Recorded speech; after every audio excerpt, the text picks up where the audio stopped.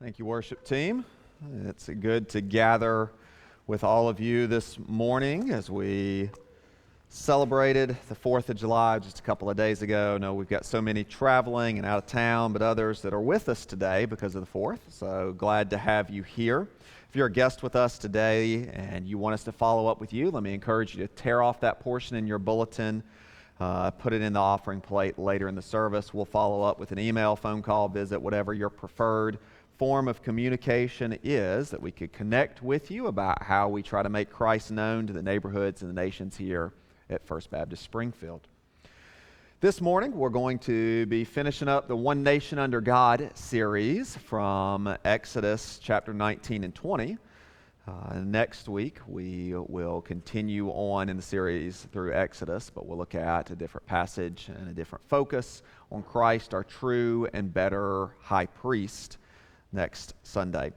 It's July 4th week, and our topic is actually from the biblical text. Our title, though, One Nation Under God, is a nod to the season that we've been in. If you're using the Pew Bible today, page 72 for Exodus chapter 20.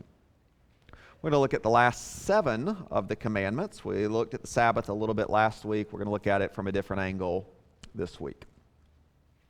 As we get into the text, I found while studying for this passage some rules that used to apply in our house when our children were early elementary and preschool age. I wanted to compare some of those rules then with the rules that now exist in our household. So, for example, the rule then was do not bite. Okay, that's a valuable rule.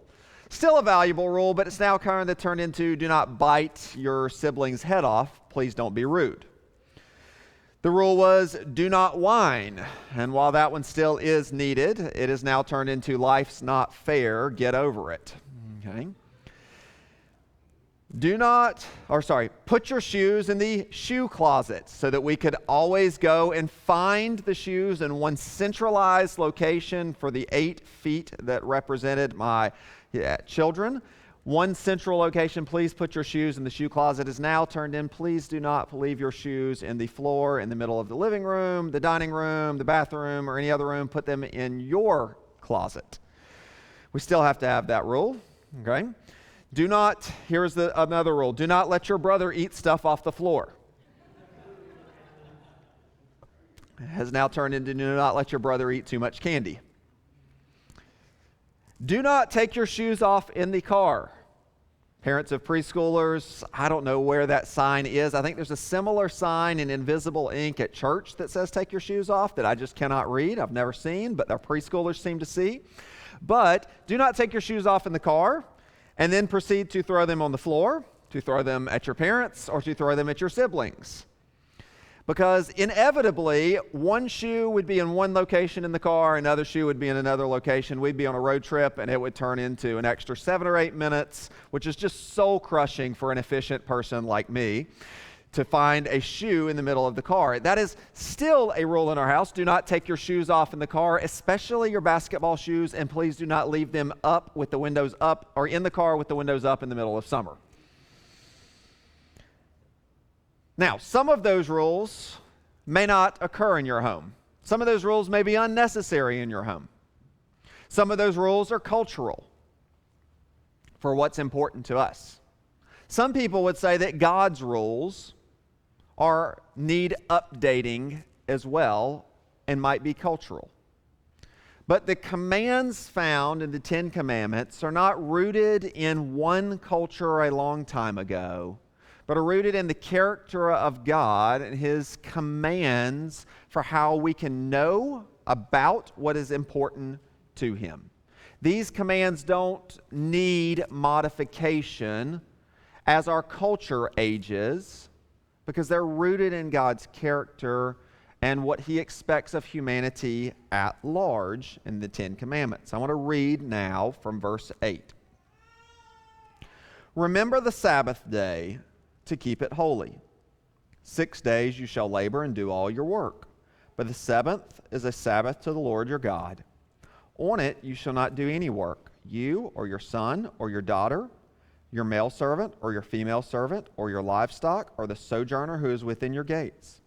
For in 6 days the Lord made heaven and earth, the sea, and all that is in them, and rested on the seventh. Therefore the Lord blessed the Sabbath day and made it holy. Honor your father and your mother, that your days may be long in the land that the Lord your God is giving you. You shall not murder. You shall not commit adultery. You shall not steal. You shall not bear false witness against your neighbor. You shall not covet your neighbor's house. You shall not covet your neighbor's wife, or his male servant, or his female servant, or his ox, or his donkey, or anything that is your neighbor.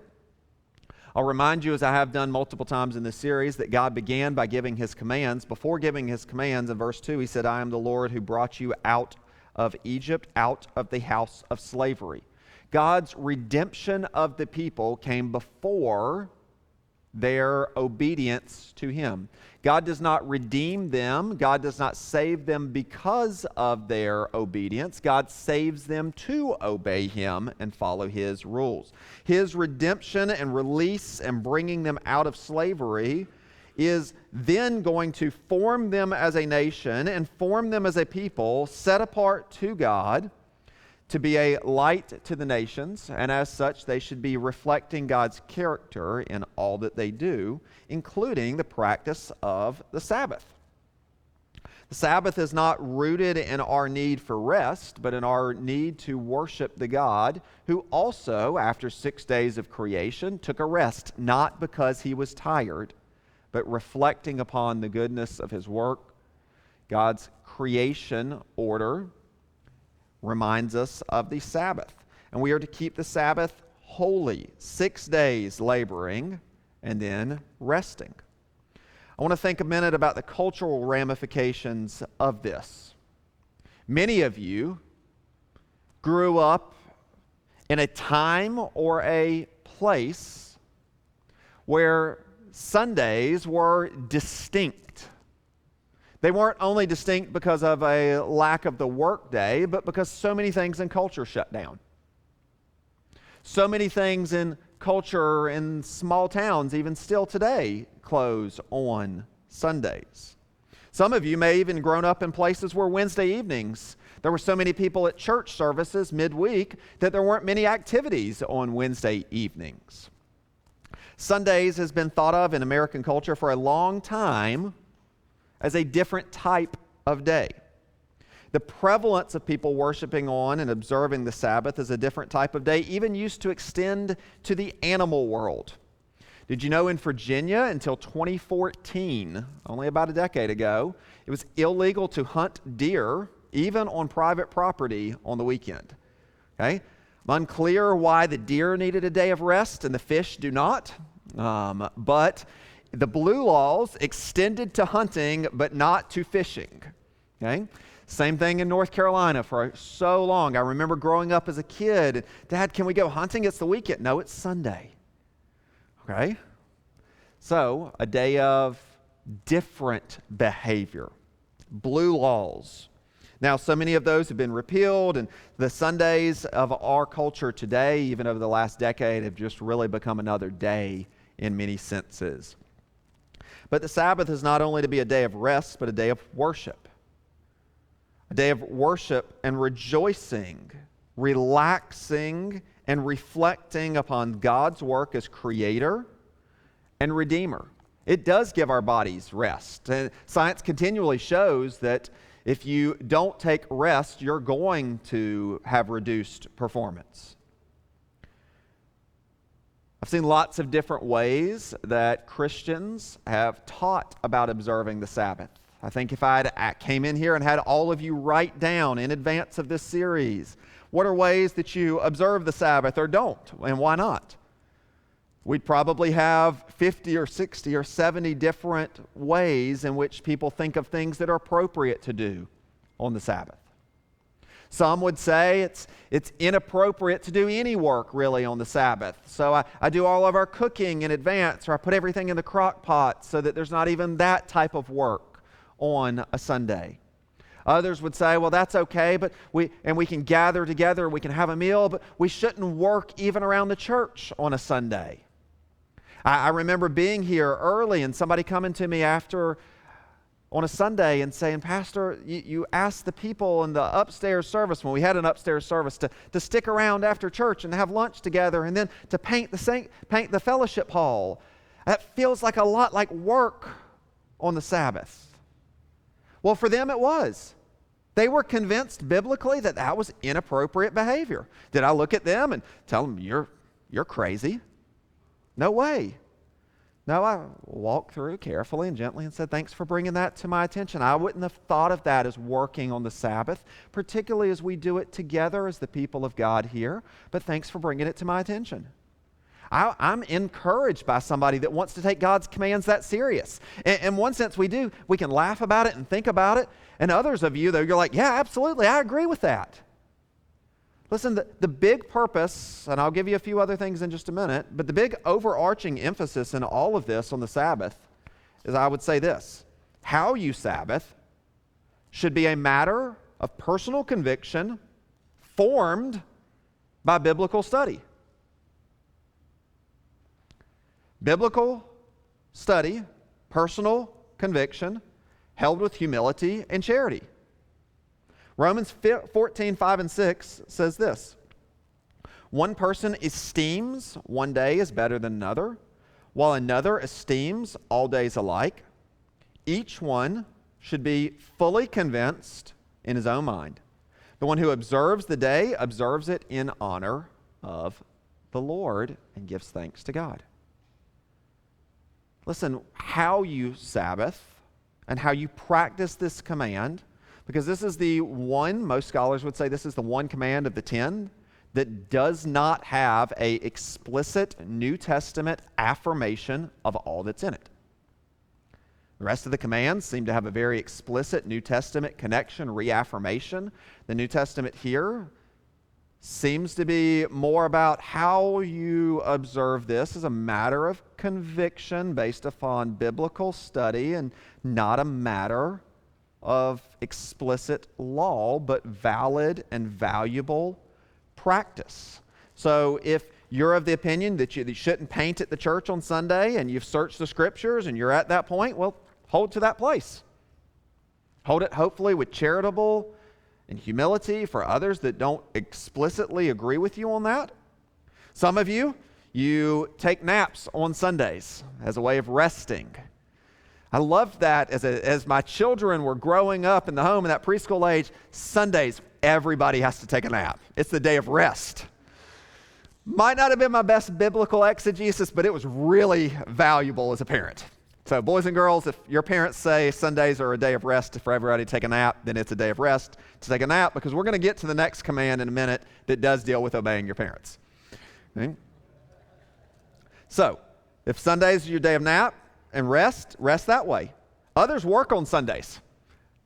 I'm really glad that all of the workers at the hospital are still there today, that they didn't all take a Sabbath and say, if you die on Sunday, too bad. Okay? Glad that law enforcement doesn't take a break on Sunday. If your career, if your tasking, if your life doesn't allow a regular Sunday period of refreshment, rejuvenation, break from work, then you should regularly practice trying to take another time. I'm thankful that our church allows our pastors, recognizing that Sundays are weird for pastors. They're refreshing in the sense of they're worshipful, but they're also a work day. Like if I chose to not be here today, there would be a problem. Okay? And not just because I've forsaken us gathering together.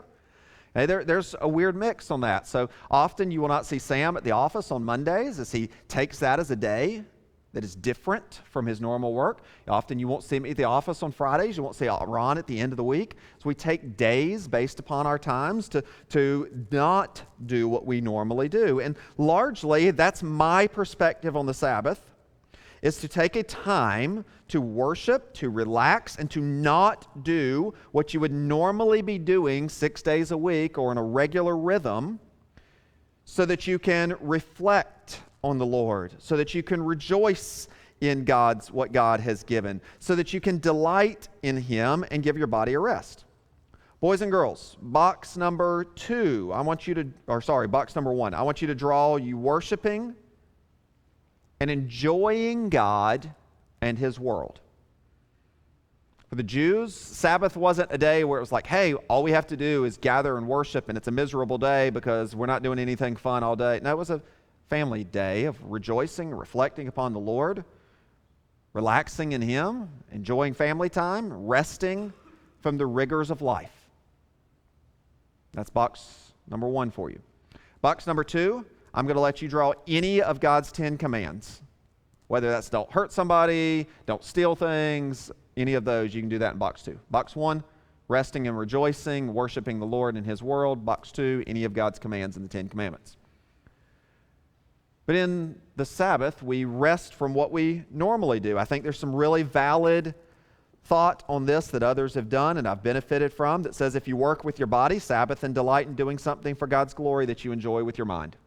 If you largely work with your mind, Sabbath, and delight in doing something for God's glory with your body. If you work with people all the time, maybe you need to Sabbath and delight in doing something to fill you by yourself. If you work by yourself all the time, then maybe Sabbath and delight by doing something with others for God's glory. It should be a task for God's glory where we delightfully discipline ourselves to rest from the world and rejoice in God's work and in God's world, and resting from the distractions of life. So though you may have a hobby, it's been said of Americans that often we play at our work and work at our play. Do not work at your play on the Sabbath in a way that is detrimental to your relationship with the Lord. So, to go back to the non-blue law of fishing, though you may have great times of relaxing, refreshing, and enjoyment on the lake or the pond and doing some fishing, if that becomes your sole focus, then it's not drawing you back to the Lord. It's not encouraging you to grow in Him. Then that's probably not what you need to be doing every Sabbath. Okay? I would say that the practice of Sabbath as a time to rest from work should also be a time of worshiping together in the Lord. We're very blessed in our culture that by and large we have 5-day work weeks. When I visited with Jacob and Elizabeth recently, they informed me that their culture has a 6-day work week. 6-day work week, and Saturday is the one day that most people are not working. So their church worships on Saturday. It's the day that most of their culture shuts down or slows down. We're very blessed to have 2 days, by and large, that occurs in our culture. We should be thankful for that, rejoicing in it, not just finding it as a time to fill our schedule with every possible thing, but making sure that we reserve the right and appropriate place to worship the Lord corporately in addition to personally. Delighting Him as the Creator and the Redeemer, mental space and calendar space to slow down and worship. We don't have exact clarity on every way in which we can and cannot observe the Sabbath today, but we do have a biblical expectation that is clear, according to Hebrews chapter 10, verse 24 and 25, that our patterns of Sabbathing or patterns of weekly times should include not just personal rest and worship, but corporate worship. Hebrews 10, 24 and 25 says this, "Let us consider how to stir one another up to love and good works, giving thought, not neglecting to meet together, as is the habit of some, but encouraging one another, and all the more as you see the day drawing near." So just a few decades after Christ's resurrection, people are already giving up on the gathering together. Now, how often do you need to gather together to be in obedience to this? I don't know. The text doesn't define that. But what it does say is that some have the habit of neglecting to gather together. So what does Hebrews 10, 24 and 25 tell us? First of all, it tells us that church isn't just for you to show up, but for you to actually give thoughtful consideration to how to encourage one another to love and good deeds in our gatherings.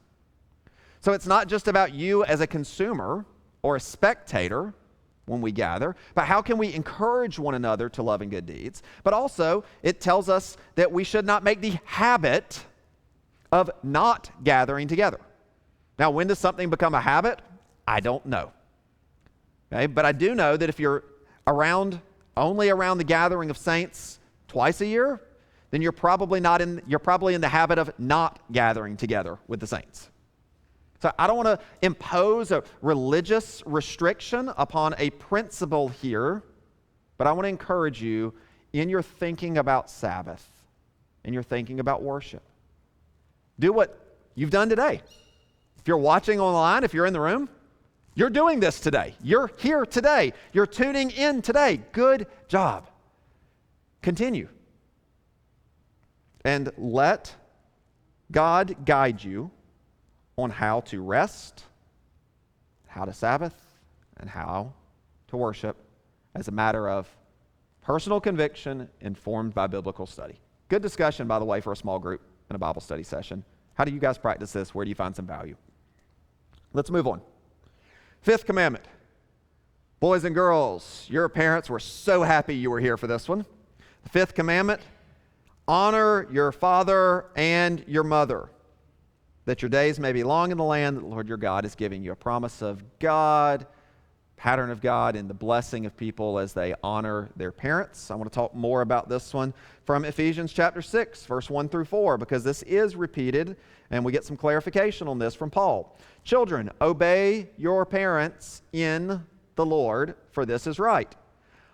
Honor your father and mother. This is the first commandment with a promise, that it may go well with you and that you may live long in the land.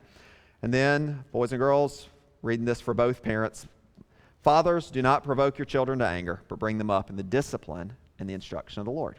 So I want to take the next 5 to 7 minutes and talk about parenting in the Lord and being a child in the Lord. And by the way, at the end of this, I'm going to turn this to taking and looking after those that are aging and ailing that are older than us. Okay? Paul notes that we are to always honor our parents.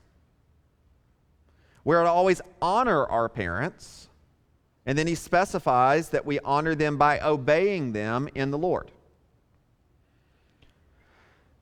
In the Lord, as I used to tell teenagers, means that if your parents ask you to do something, tell you to do something, and it's not against what the Bible clearly says, then you're to honor them by obeying them in that way. So, clean your room. That is not a command that defies the Bible, so you should honor your parents by obeying your parents in that matter in the Lord. Murder someone for me. That one's not in the Lord. But even if your parents act foolishly enough and against God and His ways enough to command of you something that is against the Lord, you still have the task of honoring your parents even when they act dishonorably. We see Noah's sons one acting dishonorably when Noah acted dishonorable.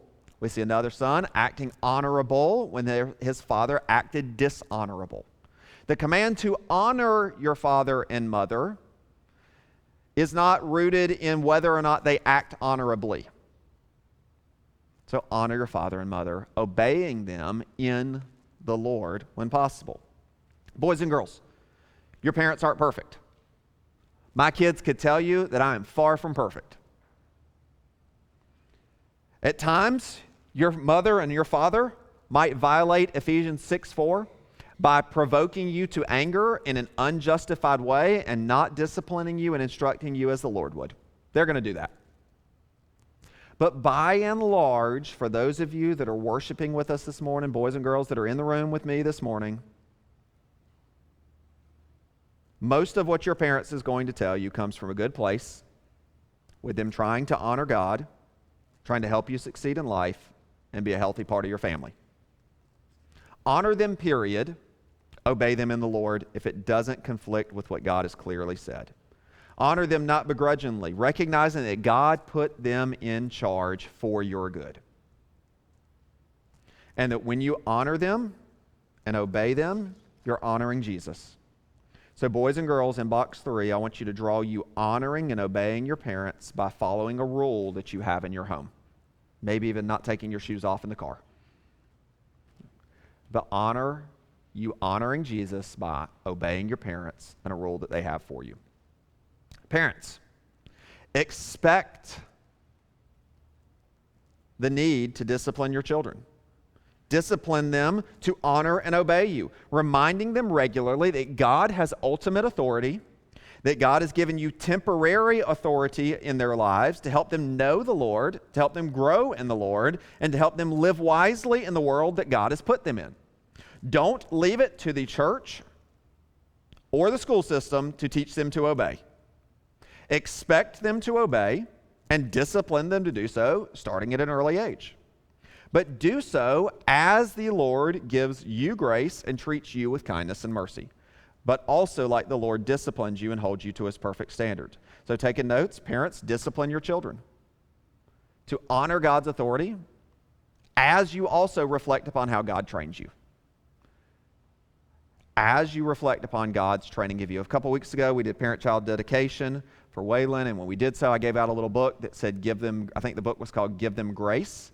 And it was a reminder of how God disciplines us through grace to train us in the things of the Lord. And as new parents, I gave them that book and I said, hey, I think this book has been helpful for many. I think it'll be helpful for you to reflect upon how God trains you, that you would train and discipline your children in the things of the Lord.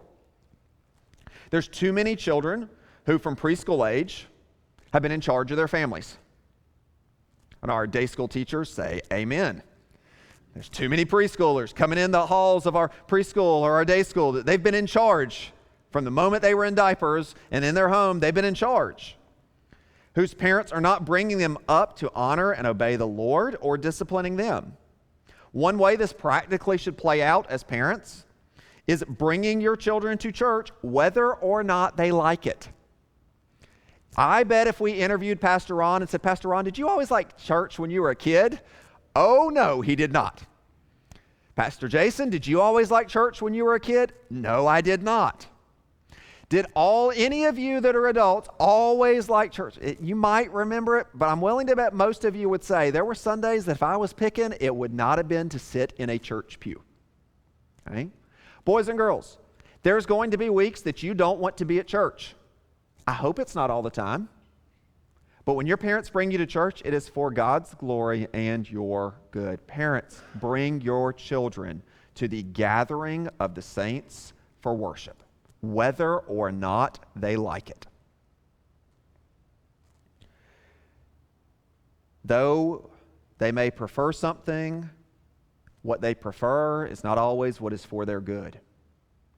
I'm mindful that some churches have youth groups that gather on Sunday morning, and instead of their teenagers being in a worship service with adults, they have to have their own teenage worship service because the teenagers might not like the worship service that we're in. Teens, I know you've seen better YouTube videos than me. Okay, I know others are more entertaining than me. All right? What you want in that way can be legitimate, but the gathering separately of teenagers for worship is not a model that I think is healthy for the teenagers or for the church. I'm really troubled by churches that would separate their students from adults for worship as if their students can handle calculus but not handle theology. You may have noticed that our older children, are almost always in the worship service. And younger children, you're in here today. And you're doing a great job, by the way, today. Okay? Great job listening, great job not being a distraction, great job paying attention. I've heard from my wife just how hard it is to raise children in the pews, to see them not be a personal distraction. And yes, they're going to be a distraction. In fact, last week I was with Jacob and Elizabeth, and one of the things they said to me is our kids are 3 and 1. Going to church is really hard. It's really hard for us because they have the attention span of a 3 and 1-year-old, and they're 3 and 1. Yeah, that's the case. A 3-year-old and a 1-year-old is going to have the attention span of a 3-year-old and a 1-year-old. And they're going to be moving about, and they're going to be a challenge. They're going to cry at times, and they're going to fall asleep at times, and they're going to drop things on the floor, and they're going to snack in the sanctuary, and that's what's going to happen. And they're going to hear about Jesus.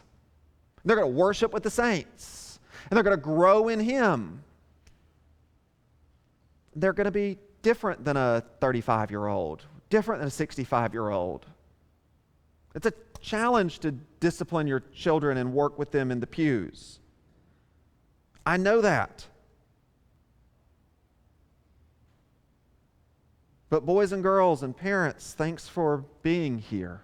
Thank you for honoring God by gathering together, encouraging one another, and hearing about what God has for us all. Not just for adults, not just for little children, but for us all. Just like our adult desires shouldn't drive all we do, so also our children's desires should not drive all we do. God has commanded us as adults to do things that we don't want to always do out of discipline and love for Him, so also we should be disciplining the next generation to do the same. In addition to this command greatly defying the multitudes in our culture who let their toddlers run their home or the toddler-like fits of their teenagers run their home, this command also, though, doesn't simply apply to us as we parent or grandparent. This applies to the Hebrew culture and our culture today for the way in which we take care of those that are our parents as they age and as they ail. And I've watched some of you, even conversing with some before the service, that said, we're all up and down the coast taking care of family. Honor God by not neglecting and abandoning the honor of your parents as they age and as they ail. Do so well. Some of you have done so very well. You've served admirably, honoring the Lord and honoring them. Keep it up. It is not easy. The sixth command tells us not to murder. This is traditionally distinguished from all killing, as God does not command not to kill. He's going to give commands on what should lead to execution. He's going to give commands for war. So this is not a command to not take a life. This is to not commit murder. Murder is the unjustified taking of life out of hatred or sheer selfishness. I would suggest that though our culture has outlawed most types of murder, particularly murder of one adult to another, it is not practiced not murdering when it comes to people at the beginning of life. It has called it a matter of choice to continue the life of a child in the womb. Now I understand for some of you here today, maybe it's your first time in church, maybe it's the first time you've heard me say something like that, and that's a big and offensive statement in our culture. I'm not going to take the next 10 minutes and explain why I arrive at the conclusion I have. I'd love to have that conversation with you. I don't want to just me tell you. I want to converse with you. So give me the benefit of the doubt enough to have a conversation with me and say, Pastor Jason, why do you believe that? Because that's not what I believe. Let's talk about it. I would tell you that the taking of life in the womb is a serious matter, not a matter of choice. I understand the very difficult circumstances that surround many abortions. I understand that abortion leaves physical scars and emotional scars that last for decades. I understand in a room this size, and for those watching online, that it is highly likely that multiple people in this room or watching online have paid for, encouraged, or had an abortion previously. That is not an unforgivable sin. There is forgiveness with the Lord with it, for it, and there is healing from it. But just because you were in a tough spot and made a tough decision at a tough time in life does not make it the right decision to honor the Lord. And I would encourage you to repent before the Lord of it, asking His forgiveness, and not just leaning on saying it was a tough spot. We can talk more. You can talk with some of our ladies, some of our pastors' wives or women's ministry leaders about those difficult decisions. You don't have to operate in silence in that area. But as we consider the cultural implications of not murdering, I felt like it was appropriate to speak to the prevalence of what appears to be murder inside the womb. I also recognize some of you would like me, and I could expand on this, and if we'd done a whole sermon on not murdering, I would expand on this, on the ways in which the celebration of deadly weapons in our culture and the glorification of violence does not honor the Lord. Ways in which our culture celebrates fighting and the harming of image bearers who are created in the image of God. We could easily expand on that. I want to remind you before moving on to the next commandment of God's words, Christ's words in the Sermon on the Mount, where we should be asking God to help us have peace with one another, not to just avoid murder. Jesus says in the Sermon on the Mount, "You have heard that it was said to those of old, 'You shall not murder.' Whoever murders will be liable to judgment, but I say to you that everyone who is angry with his brothers will be liable to judgment. Whoever insults his brother will be liable to the council. Whoever says you fool will be liable to the hell of fire. So if you are offering your gift at the altar, and there remember that your brother has something against you, leave your gift there before the altar and go and be reconciled to your brother and come and offer your gift. God's goal is not that just we avoid murder, it's that we're at peace with others. Our angry relationships matter to Jesus. So deal with them in God's grace, being as much as possible with you, peace with others. The seventh command, do not commit adultery. Jesus would say this in the Sermon on the Mount, right after that passage in Matthew 5 that I just read from about anger, would say this, you've heard that it said, you shall not commit adultery, but I say to you that everyone who looks at a woman with lustful intent has already committed adultery with her in his heart. If your right eye causes you to sin, tear it out, throw it away, for it is better that you lose one of your members than that your whole body be thrown into hell. Okay? Jesus is saying that it's not just enough to not touch. Don't look with lust in the heart. Jesus aims this at the heart because out of the overflow of the heart, not only does the mouth speak, but the body acts. Jesus says we don't look lustfully and we don't touch. And listen, sexual purity may be old-fashioned and thought of that way in culture. And God certainly, may be very clear on this, God certainly cares about our purity beyond our sexual purity. But God certainly cares about our sexual purity. Just because purity culture has become a buzzword and a bad word in evangelical circles and has been taken to task does not mean God doesn't care about sexual purity when he cares about purity at large.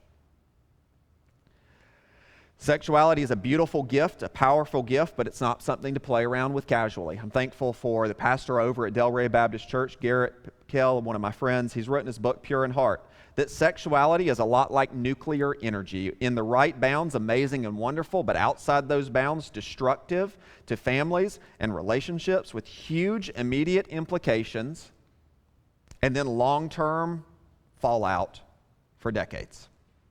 Don't play around with what you look at. Adults of all ages, whether you're 90 or 10. This is a big deal to God, and it should be a big deal to us.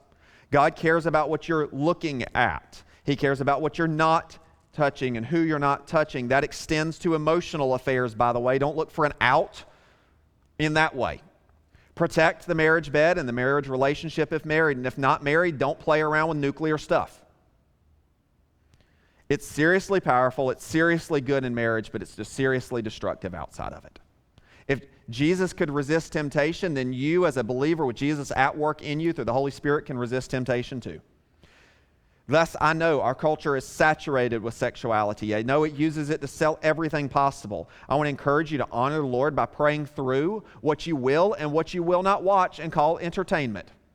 God doesn't call trash entertainment. Okay? Just because you're an adult doesn't make watching things that are trash okay. God takes seriously those things. So take serious and practical steps in your own life. And particularly as parents of teenagers or preteens, take serious and practical steps for yourself. Listen, at a very practical level. I was a young man growing up in the age of the internet. I struggled deeply in these areas as a college student. So to this day, my college roommate and my wife get a report of every website that I visit, goes to them every week. Not because have an ongoing struggle with here, but to make it harder, not impossible, by the way, but to make it harder for me to fall into this way. By the way, pray for me that I will remain pure in that way, that God will continue to grant victory, and for others that God will continue to grant victory as well. Take practical steps for purity. Confess your sins to one another in this area. Pray for one another in this area. Satan doesn't have to win, though it is hard. You can escape sexual sin because God promises a way of escape from it. 1 Corinthians 10:31 tells us that God provides a way of escape for every temptation. Maybe some of you need to commit this verse to memory. No temptation has overtaken you that is not common to man. God is faithful, and he will not let you be tempted beyond your ability, but with the temptation, he will provide the way of escape that you may be able to endure it. Boys and girls, in box 4, draw a maze with one way out. God always promises that there is at least one way to say no to temptation and to get out.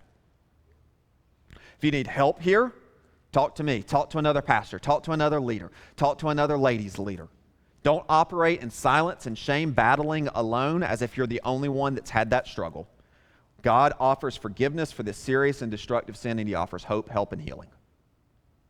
Not stealing is the 8th command. It's a root of a lot of our property laws. I'm not going to expand on that one. I will remind us to work and not steal, not to shoplift. It reminds us to pay the taxes we owe. Lots of ways we could expand on it. We're not going to.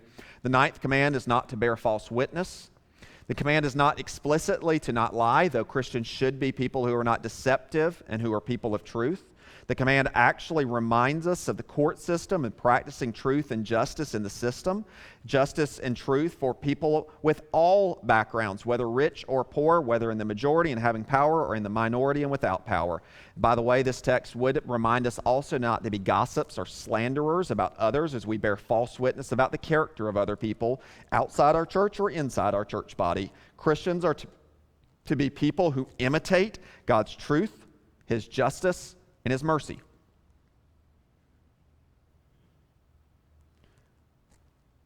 I want to move on to the 10th commandment of not coveting.